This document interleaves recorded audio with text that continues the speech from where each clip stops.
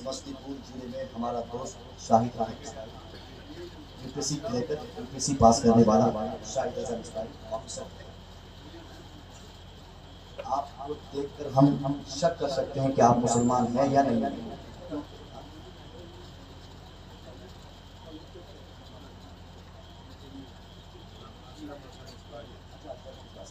Professor साहब, तो खैर ये प्रोफेसर साहब हम प्लस टू के टीचर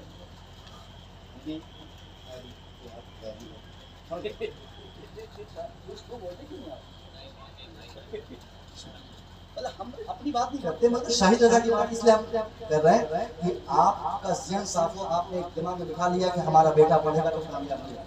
ये गलत कॉन्सेप्ट है। इल्म एक ऐसी ताकत है जिस ताकत के सामने दुनिया की सारी ताकत फौत हो। इल्म के आगे कोई ताकत नहीं, कलम के आगे किसी चीज की ताकत काम नहीं आती। शाहिद रजा मिसबाही ऐसे वक्त में यूपीएससी का एग्जाम क्रैक किए थे जिस वक्त हिंदुस्तान आजाद था। अब आप हिंदुस्तान आजाद कब हुआ? 2014 में। 14, 15, 16, 17 आजादी के 3 साल के बाद 17 में यूपी की आजादी। उसी 17 में शाहिद भाई फॉर्म भरे यूपीएससी के एग्जाम। 47 बोलने में क्या गलती? क्यों बोलेंगे 47 में? हमको 17 बोलने वाले कहे गुनाह थोड़ी। हम 17 बोले, 15 बोले, कोई बोले अभी आजाद करना नहीं बोले, शरीक बात है नहीं। जो बोल रहा है वो बोले 14 हम 14 में आजाद होंगे। चलो ठीक है, मान 14, 15, 16, 17 3 साल के बाद 17 में एग्जाम दिए, 18 में रिजल्ट आया। शाहिद रजा का जब रिजल्ट आया उस फहरिस्त बनाई गई जहां मोहन का नाम, जहां सोहन का नाम, जहां गीता का नाम, जहां सीता का नाम, जहां रमेश का नाम, जहां गणेश का नाम, जिस रिजल्ट की फहरिस्त में लिखा था उसी फहरिस्त में नुमाया तौर पर 5 वक्त नमाज पढ़ने वाला, बरका की टोपी लगाने वाला, एक पुश्त दाढ़ी रखने वाला आलिम दीन शाहिद रजा मिसबाही का भी नाम शामिल था। ये बात बता दिया शाहिद रजा ने, जो पढ़ेगा वो आगे बढ़ेगा, जो पढ़ेगा उसको तरक्की मिलेगी, जो पढ़ेगा वो एग्जाम क्रैक करेगा। आप भी ईमानदारी से पढ़िए, अपने बच्चों को पढ़ाइए।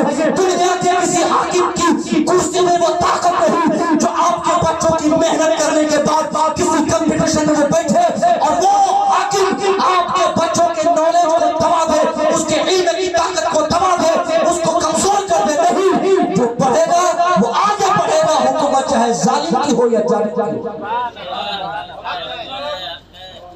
शाहिद रजा मिसबाही एक दाढ़ी रखा हुआ है, यूट्यूब में देख लीजिएगा आप सर्च करके। आपके बच्चों को देखकर रोड पर हम शक कर सकते हैं कि मुसलमान है कि नहीं, मगर शाहिद रजा मिसबाही सिर्फ नाम महसूस होता ही पता चलता है कितना बड़ा मुसलमान है। एक होता है ना कि नाम से डाउट होता है, नाम से भी डाउट होता है। गुड्डू, चुन्नू, पप्पू, ये सब नाम है ना हमारे बच्चों के।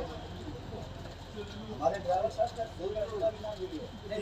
आज गंदे में नाम बदलो यार, बोला आप क्या बदला, 4 बच्चे हो गए, क्या बदला, आधार कार्ड में चला गया।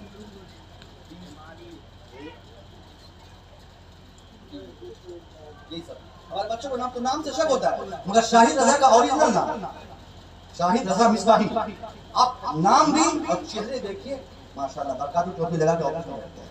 इसलिए आप ये सब भरम में मत रहिए कि आपके बच्चों को कामयाबी नहीं मिलेगी। आपका काम सिर्फ तवज्जो देना तालीम पर, सिर्फ पढ़ाई पे फोकस करना। अगर आपने तालीम पे फोकस किया, बच्चों को पढ़ाया ईमानदारी से, जमीन बेच के, मकान बेच के, खेत बेच के, ज़ेवरात बेच के सारी ताकत झोंक दी, कुछ भी नहीं रहेगा आपके पास। तो क्या हुआ? 5-10 साल के बाद अगर जमीन मकान बेच के भी आपके बच्चों को पढ़ाया है, आपको मौत आएगी, आप मर जाएंगे, मगर अपने कब्रों से आप मुलाहाजा करेंगे कि जिस बच्चे के लिए आपने सब कुछ दांव पे लगाया था, वही बेटा पढ़ लिख कर झोपड़पट्टी में रह के ऐसी तरक्की किया, उसी झोपड़पट्टी के सामने एक शानदार महल तामीर। दुआ है मौला तबारक तआला बोलने में मुझसे, सुनने में आप सामीन से जो खता हुई हो अल्लाह इसे दरगुजर फरमाए। इंशाअल्लाह अब हमारे ताजुद्दीन भाई हैं, अजमत भाई हैं, शहबाज भाई हैं और भी अगर खुतबा शोरा मुफ्ती साहब किल्ला आएंगे, सबकी तकरीर होगी। मैंने शायद अपना काम अपने एतबार से किया, बेहतर किया। आपसे वही 3 पैगाम ईमान, अकीदा और इल्म बढ़ाने की बातें मैंने की। इंशाअल्लाह उम्मीद है आप इस पर अमल करेंगे। अस्सलाम वालेकुम।